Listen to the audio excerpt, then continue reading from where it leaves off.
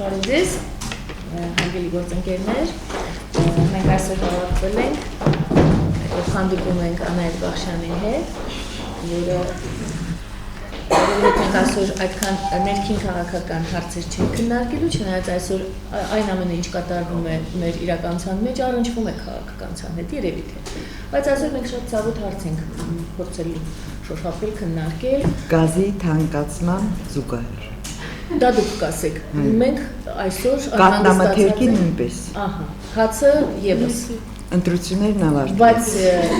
դա ավարտվեց, բայց մենք մի նոր թանկացում ունենք, որի մասին մենք վաղուց չէինք մտածել, ընդհանրապես դա օրակարգում չէր։ Մենք ունեցանք թանկացում բուհերում ուսման վարձի թանկացում։ Ընդհանրապես մենք անձամբ ես խորհրդային շրջանում եմ սովորել անվճար սովորելուց, այսպես փուլերով անցնում եւ գալիս ենք հասնում ենք այն մի կետին, որտեղ առնչվում ենք նրա հետ, որ վաղը առավոտյան մենք լուրջ թանկացում է տեղ ունենում եւ մենք մեր երեխաներին մտածում ենք ուսման տանք, թե չտանք։ Եվ ինչ այդ մասին մտածում Տիկին Բախշյանը։ Տիկին Բախշյանը ինչ պիտի մտածի։ Ողջունում է, ասում է շատ լավ է, ճիշտ է։ Ասում է ոչ։ Ես ձեր հրավերից հետո փորձեցի համալսարանի կայքում գտնել որևէ լուր, որևէ հիմնավորում կամ թեկուզ փաստ, ինչ որ դուք եք ասում, որ պետական համալսարանում վարձերը 100,000-ով թանկացել են։ Ոչ մի նման բան չգտա եւ փաստեցի, բայց առիթ եղավ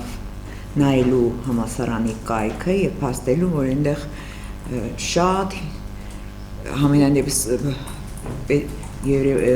պետական համալսարանի խորհրդի կազմը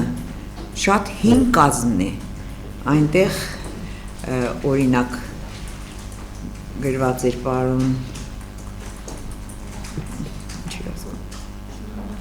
առաջ փոխնախարարներ, հիմա պոլիտեխնիկի Արավետիսյան է անունը, որպես փոխնախարար։ Արավետիսյան արդեն 3 տարի է պոլիտեխնիկ ճարտարապետական բանն է, ռեկտորն է, բայց այնտեղ այդ կազմն էր։ Բայց ինչու է դա նայում հատկապես։ Ես ինքս մանկավարժական համալսարանի խորհրդի անդամ եմ եւ հունվարին խորհուրդը լսեց 12 թվականի հաշվետվությունը, որ ամեն տեսակի ես ուսումնական եւ ֆինանսական եւ հաստատեց 13 թվականի ֆինանսական բյուջեն։ Նման բան եղել է նաեւ համալսարանում, պետական համալսարանում, դա նախագահական ընտրություններից առաջ էր, շատ լավ հիշում եմ, Հայլուրը տվեց այդ լուրը, որտեղ հանրապետության նախագահը ողջունեց հաշվետվությունը եւ ասեց, որ որևէ երիտասարդ կրթություն ստանալու ձգտումը վարձավճարի պատճառով չի կարող ընդհատվել։ Այսինքն այդ ձգտումը պիտի շարունակվի, վարձավճարը խնդիր չպիտի լինի, հավանաբար, ես այդտեղից ենթադրում եմ, որ ֆինանսական հաշվետվությունը ռեկտորի կողմից ներկայացված, որը ընդունվել է միաձայն պարզ է, այնտեղ նախատեսված չէր թանկացնել, այսինքն ֆինանսական որևէ խնդիր չէր ներկայացված, որ գիտեք, այսպիսի ճեղքվածք ունենք, այս ունենք, այն ունենք եւ դա փակելու համար պետք է նախատեսում ենք 13 թվականին թանկացնել վարձավճարները։ Հաստատ չի եղել։ Այն հաշվետվությունը, որ ներկայացվել է Երևանի պետական համալսարանի խորհրդի նախագահի ներկայությամբ իդեմս գործող նախագահ Սերժ Սարգսյանի, այդ հաշվետվության ժամանակ վստահ եմ, համոզված եմ, որ այս մասին խոսք չի եղել, հակառակ դեպքում Սերժ Սարգսյանը չէր ասի, որևէ մեկի կրթության ձգտումը չի ընդհատվելու ֆինանսների բացակայության պատճառով։ Հետևաբար ես նույնպես շատ զարմացած եմ, որ ընտրությունները հենց ավարտվեցին, գազի թանկացման մասին արդեն խոսում ենք, կատնամթերքը փաստորեն թանկացել է, բոլորը տեսնում ենք, եւ մեկ էլ ուրեմն ուսման վճարները մասին, հա? Եթե գազի թանկանա, Հա, դե հիմա եթե գազի թանկացումը լուրջ թանկացումների կբերի, այո, եւ հիմա վարձավճարները, ինչ վերաբերում է մեր երիտասարդների կրթության իրավունքի, անդրադառնանք նաեւ այն հիմնավորումներին, որոնց մասին դուք ասացիք, պետական համալսարանի ռեկտորին է ասել, ես ոչ միտեղ փորձեցի գտնել, չգտա, բայց հիմնավորից մեկն էլ այն է եղել, որ դասախոսների աշխատավարձը պետք է բարձրացվի կոռուպցիոն ռիսկերից խուսափելու համար։ Այո, դասախոսները պետք է արժանապատիվ բարձրացվեն,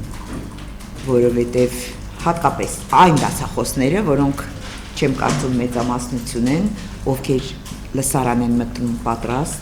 եւ այսօրվա պահանջներին համապատասխան երիտասարդներին տալիս են գիտելիքներ։ Շատ դասախոսներ գիտենք, ովքեր ժամավաճառությամբ են զբաղված, իրենց գրած գրքերը վաճառելով են զբաղված եւ տարբեր կոռուպցիոն, այսպես ասած, եղանակներով աշխատում են։ Այ եթե համալսարանի ռեկտորը խոստանար, որ բոլոր այդ դասախոսներից ազատվելու է եւ ուսանողներին հարցաթերթեր են, չի անընդհատ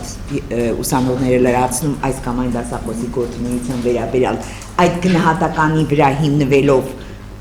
կամ խրախուսելու է դասախոսին կամ ընդհակառակը ազատվելու է նրանից, այս մասին այսպես բաց խոսերի բան ես կասեի, այո, ես համաձայն եմ, էլի համաձայն եմ, որ դասախոսի աշխատավարձը պետք է բարձրացնել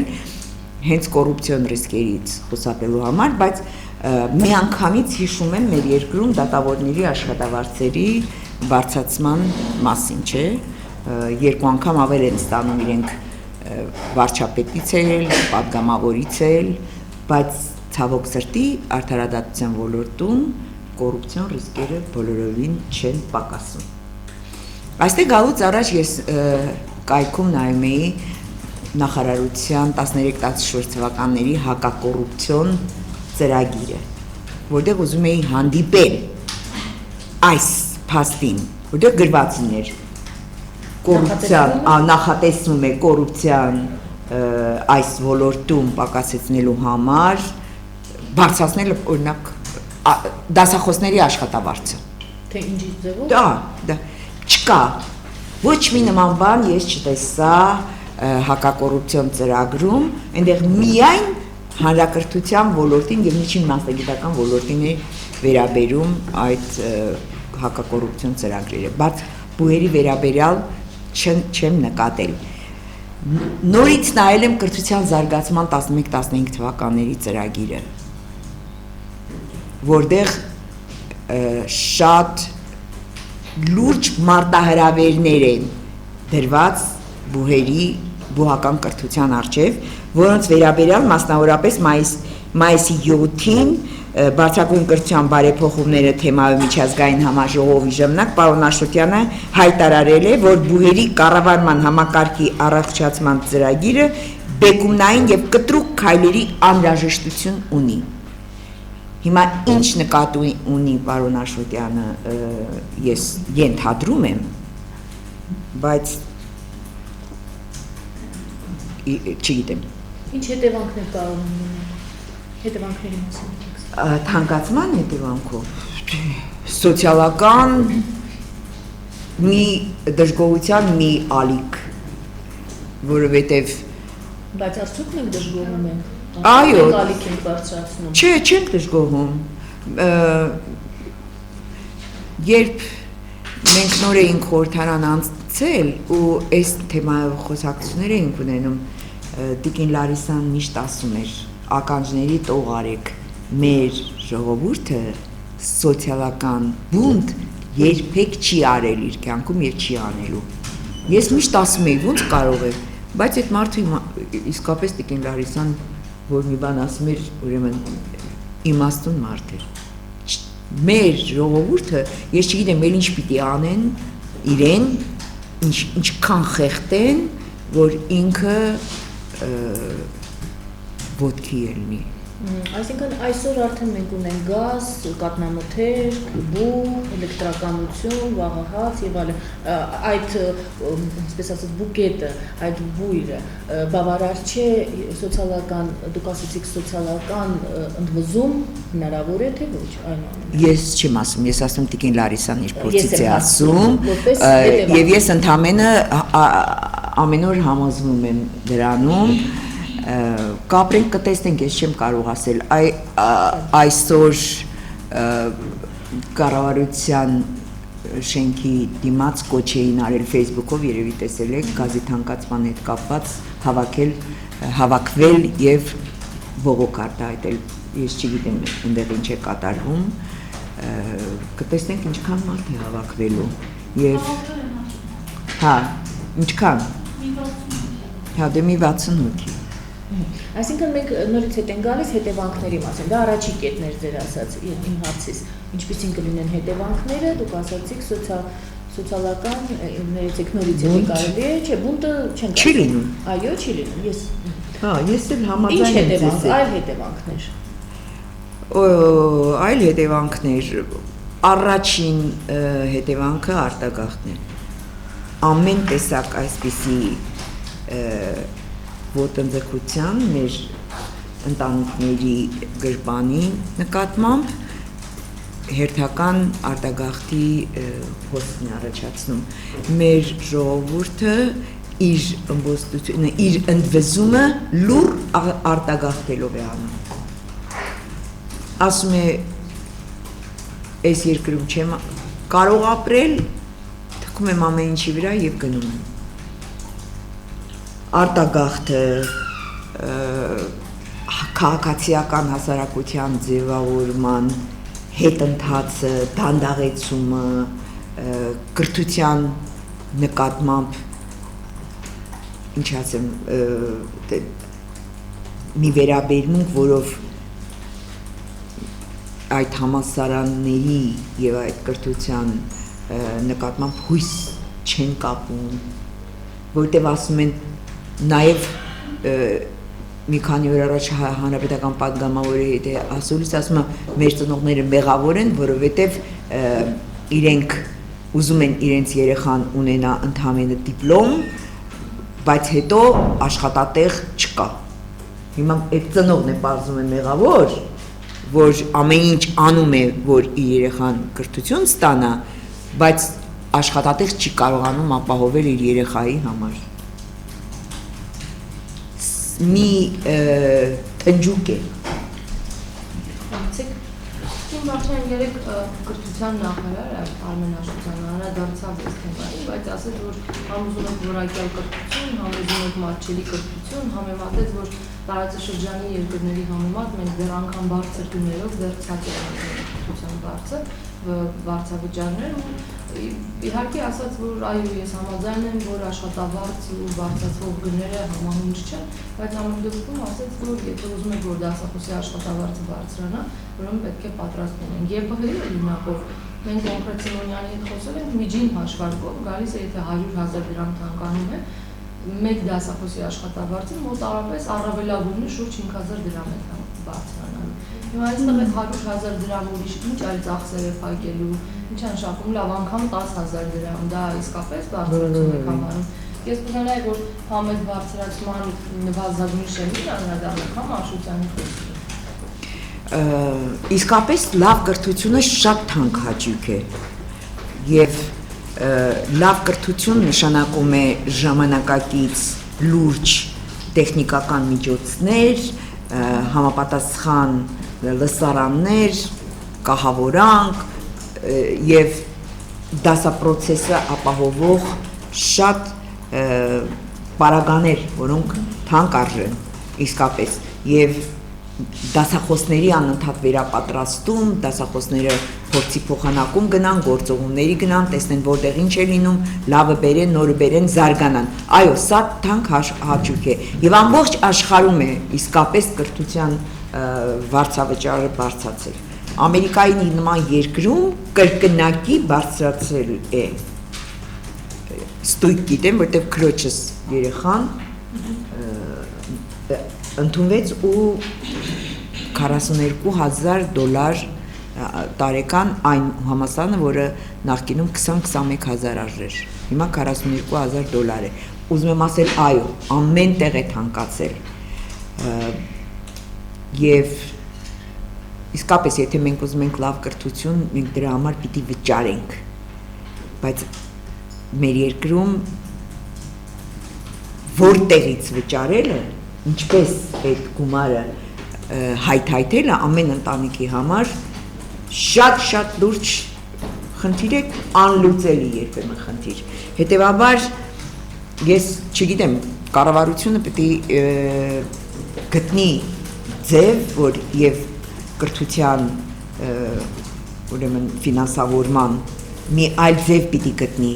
այս պետպատվերի համար գումարներ տալը սպառել է իրեն, այդտեղ է կոռուպցիան, այդտեղ է, որ այդ արտոնություններից օգտվում են մարդիկ, որոնք հաճախ հեչ արժանի չեն։ Պիտի դա վերանա, իմ կարծիքով։ Ինչ վերաբերվում է այն հաշվարկին, որ ընդամենը 5-10,000 պիտի ավելանա, ուրեմն համալսարանը այդ ինչքան ճեղքված ունի, այդ ինչքան վատ բանը լաբորատորիաներ ունի, այդ ինչքան հեռու է լավ կրթություն տալու հայտարարություններից, որ հիմա 100,000-ը 90,000-ը պիտի ծախսի այդ բաների վրա, 10,000-ը պիտի տա դասախոսին։ Անգամ 20,000 Այո, իհարկե, հիմա հետաքրքիր է, թե այդ 100,000-ից ինչքան է գնալու ռեկտորի, պրոռեկտորի եւ այլին նրանց աշխատավարձ եւ ինչքան է այդ համամասնությունն էլ պետք է նայել։ Ես չգիտեմ, ազնիվ չի։ Բոլորովին ազնիվ չի այդ համամասնությունը ինչ որ ասել է եւ ել չասեմ հեչ արդար չի։ Իրենցը թող չբարձրանա, բայց դասախոսինը առնվազն 50,000-ով բարձրանա կամ չգիտեմ ինչ կանեմ ես։ Բայց ենթադրում եմ, որ այդ 100,000-ի մի մասը պիտի գնա վերազինելու համար համալսարանի ուսումնական ամբողջ բովանդակությունը, բայց եթե որոշել են 10,000-ը տան 90,000-ը դրան պահել, այդ նշանակում է այսօր համալսարանը ընդհանրապես կրթություն չկա։ Որքանով է տրամաբանական համարում այն համեմատությունը, որը հենց երեք նախարարն էլ ասաց, որ համեմատած տարածաշրջանի երկրների, եթե մեր կենսամակարդակը միջին աշխատավարձով համեմատենք Վրաստանի հետ, ես պարբերաբար ուսումնասիրություններ արեցիկայիքերով, այնտեղ վիճակը գոնե առավել շոկը բարձր է միջին աշխատավարձի, քան մեզ մոտ, կամ Ամերիկայի նման երկրների համեմատվել, այսինքն համեմատվել տարբեր երկրների հետ, արդյունքում ունենալով այս աղքատիկ վիճակը։ Պարբերաբար այս հարցին հնչում է այդ պատասխանը, որ կրթությունը թանկացել է ամբողջ երկրում։ Այս դեպքում աշխատավարձը չի բարձրանում, բայց բոլոր գները թանկանում են։ Եվ երբ դուք ասացիք, որ այդ պետպատվերի տեղը, ես նախարարին ասել, որ այս անցած տարի ու ամեն դեպքում նախորդ տարիների համեմատ կառավարությունը 2 անգամ ավել է վճարում պետպատվերի տեղերի համար։ Հիմա կարծում եք, որ դա պետք է ընդհանրապես դադարեցվի, ինչ պետք է արվի։ Այդ գումարը, պետպատվերի համար տրվող գումարի հատկացման մեխանիզմը պիտի փոխվի, նպատակը պիտի փոխվի, դա պիտի տրվի բոլոր բուհերին, ոչ միայն պետական։ Մասնավոր բուհերը, այո, կիսով չափ պակասեցին, բայց մասնավոր բուհը, որպեսի նույն որակի շրջանավարտ տա, ինչ որ պետական բուհը, որը պետական համենայն դեպս ինչ որ բան ստանում են ֆինանսավորում, մասնավոր բուհին մեկ լումա անգամ չեն տալիս, բայց այնպիսի խիստ պահանջներ են դրել, որ ցանկացած պետական բուհի նկատմամբ այդ լիցենզավորման պահանջները դնես, իրենք էլ են հատվելու։ Ուրեմն ինչ եղավ, թող պետական մասնավոր այս սահմանը պիտի վերացվի, պետք է լինեն բուհեր, պետք է լինի մրցակցություն բուհական կրթության որակի շուրջ եւ ով որ լավագույնս իրականացից այնտեղ շատ ուսանողներ կգնան եւ այնտեղ շատ ուրեմն վճարող մասակ ունենա ու կգոյատևի այս մոտեցումը պետպատվերը ես չեմ կարող հիմա ասել թե դա ինչով փոխարինել բայց այն որ պետպատվերը դա կոռուպցիայի մի տեսակ է եւ ինչ որ արտոնություններ շատ երբեմն անարժան մարդկանց համար սա բոլորս գիտենք դա պետք է վերանայվի եւ պիտի չտարբերակվի պետական բու մասնավոր բու պետական բուհին պետությունը ֆինանսավորում է մասնավորին չի ֆինանսավորում ընդհակառակը գնում է լիցենզավորում է խեղդում է փակում է այն դեպքում երբ նորից եմ կրկնում եւ ուզում եմ այս միտքը անպայման գնա այդ նույն լիցենզավորման պահանջները դնեք պետական բուհերի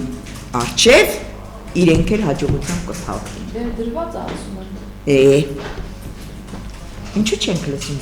արդյունքների ունեք լրագրողների հետիչում այո ոնց է ոչ միայն կրթության վարձավճարների առհասարակ քննություններից հետո հանրացումների մեջ վերաբերում ասում ես գազի կդինան վերաբերնանք մասնավորապես ձեր ընտանիքի օրինակով ասենք ծննդան հիվանդներ ամիսների որքան եք վճարում եւ եթե հանրային ծառայություններ աշխատող հանձնաժողովը հաստատի այս գինը հարուսկազարդի ինչքան վճարեք եւ ինչպես պիտի դրանք ինձ տենց հարց մի տվեք ժողովուրդ ջան, որտեվ եթե ես ազնիվ պատասխանեմ, ապա քանի որ ես մենակ եմ, ես եմ ունեմ 4 գանգը, ես կարող եմ իրիկունը մտնել վառել, առավոտը դուրս գալ անջատել, եւ կարող է ինձ վրա չանդրադառնա, բայց իմ աղջիկների ընտանիքի վրա հստակ կանդրադառնա իրենց օրինակ իրենց բնակարանները տաքացնելու համար ամեն ամիս գազին 30,000 դրամ են վճարում հիմա եթե 60%-ով թանկանա կլինի 48,000 այդ խեղճերի աշխատավարձն էլ նույնն է մնալու չնայած եկեք հիշեցնենք որ Գործող նախագահը խոստացել է հուլիսին աշխատավարձերի կտրուկ բարձրացում։ Եկեք մի հատ նորից հիշեցնենք։ Բյուջետային? Այո, բյուջետային հիմնարկներին աշխատավարձի ամբողջ ազգաբնակչությունը բյուջետային աշխատող չէ։ Լավ, մի անգամ ընդհանրապես ուզում եմ բարձրաձայնել ու հիշեցնել, որ ինքը հուլիսին խոստացել է։ Հուլիսն էլ քթներից տակ է։ Տեսնենք ինչ է լինելու, հա? Այդ գազի թանկացումը եւ բոլոր ամեն տեսակի թանկացումները հատկապես ընտրության հաջորդ օրվանից մեկ անգամ եւս մեր խայտարակ կեղծարար ընտրության քողը պատռում են այդ մի բան է նշանակում որ ընտրությունների ժամանակ բոլոր այն օլիգարխները Մարիաննայի տերը չգիտեմ աշտարակաթի տերը կամ պետական համալսարանը գուցե եմ ասում որտեղ վստահ չեմ բայց բոլոր այդ օլիգարխները լուրջ ներդրում են ունեցել ընտրական ծախսերը հոգալու համար հիմա պիտի ընտրություններից հաջորդ օրվանից հետո վերականգնեն այդ ծախսերը եւ քերթեն ժողովրդի կաշին հերթական անգամ թափով անապահով Հայաստան ստեղծեն եւ ապահովեն արտագաղթը որպեսզի իրենք ինչպես ասում են խռովարար ժողովրդի հետ գործ չունենան այո ասում եմ շատ ցավով եւ անչափ խղճում եմ այս կառավարությանը, որովհետև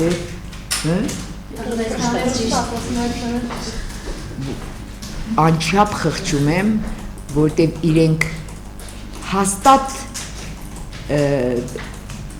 ցույց են տալիս, թե իրենք մտահոգված չեն, բայց ամեն մեկը գիտի, թե անեծքի ինչ տարափի տակ է։ Գոնե վարչապետը որպես քրիստոնյա մարդ դրանից հաստատ վախենում է, բայց ինչ անի, ոնց վերարտադրեն իրենց իշխանությունը, եթե այդ ընտրություններին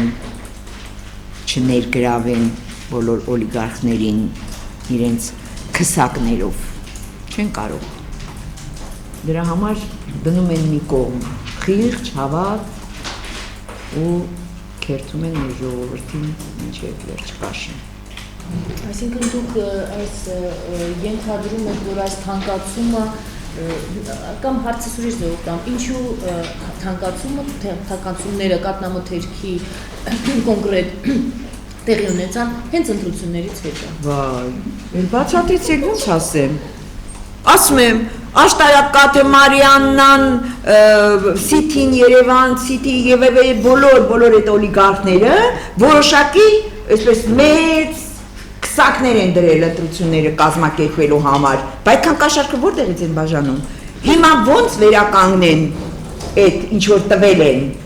Պիտի թանկացնեն եւ ոչ նախագահը, ոչ էլ վարչապետը չեն կարող ասել՝ մի արա, այդ ինչ ես անում, որովհետեւ տիասիա, բա որ ձեզ ընտրություններով ձեր այսպես ասած, ինչ են ասում, վերանտրվելը ապահովում էին, ժամանակ ինչի չէիր ասում, ինչ ես փողը բերում։ Իսկ միգուցե ժողովուրդն է մեղավոր, որ 20,000 դրամի համար գնում ընտրում եք։ Միգուցե որ ուրեմն ժողովուրդը այդ վիճակում է, որտեղ դա շատ ձեռնտու է իշխանություններին ունենալ հասարակության այդպիսի մի ստվարմաս, որը 5,000-ի կարոտ մնա իր ամբողջ կյանքում։ Եվ վերցնի այդ 5,000-ը 10,000, նույնիսկ 20,000 վերջում դարձավ Երևանի ավագ ընտրություններում, վերջում 20,000 այդ հա, այդ չէի լսել, այդ էլ ինքն ուրեմն այդ դրանք կարոտ մնա եւ այդ օրվա հացի մասին մտածի ու չմտածի որ 4-5 տարով իր ձայնը վաճառեց եւ կառավարությունը այսօր ինչ ուզում է անում է, որտեվ ասում է ես քո ձայնը առել եմ, գնել եմ, դու վաճառել ես քո ձայնը ու լռի։ Քաղաքական կուսակցությունները դեր ունեն այսօր մեր երկրում, գործ ունեն անելու։ Եթե մենք արտագաղթով ենք մեր վերաբերմունքը տեղի ունեցածի հանդեպ արտահայտում, եթե չենք ընդվզում,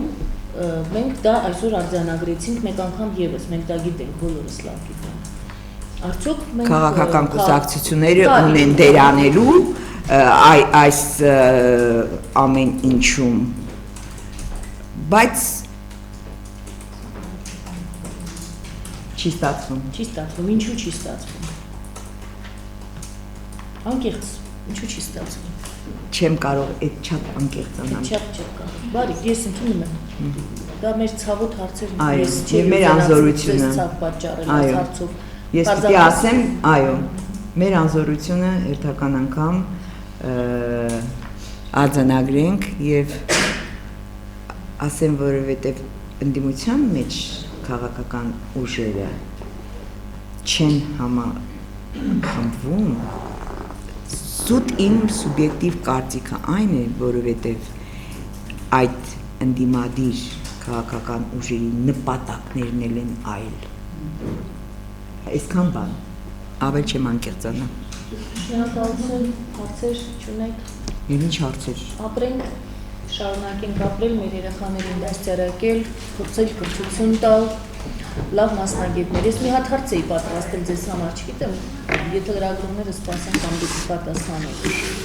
Ոչ պրովոկացիոն հարց է, լուրջ եմ ասում, բայց այսպեսի հարց է։ Ոչ որպես քաղաքական գործիչ։ Եթե դուք լինեիք կրթության նախարարը այսօր։ Միանգամից ասեմ, ես չէի լինի կրթության նախարարը։ Հետևաբար ինձ մի ծանրաբեռնեք։ Եղավ, ես ստացա պատասխանը, շնորհակալություն։ Շնորհակալություն։ Ժողովրդյան շնորհակալություն։ Ես մի առանձին հարց տալի ձեզ, եթե չեմ։ Սովքերը ներողեք չմոռանաք հեռախոսները ձեր։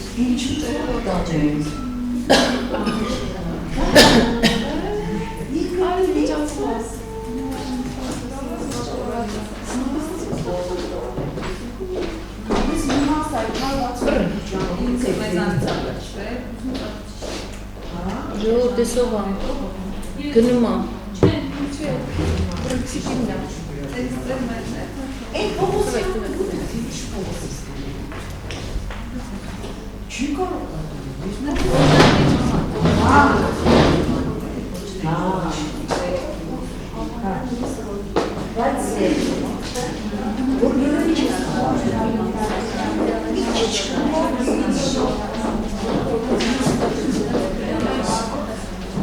Բարև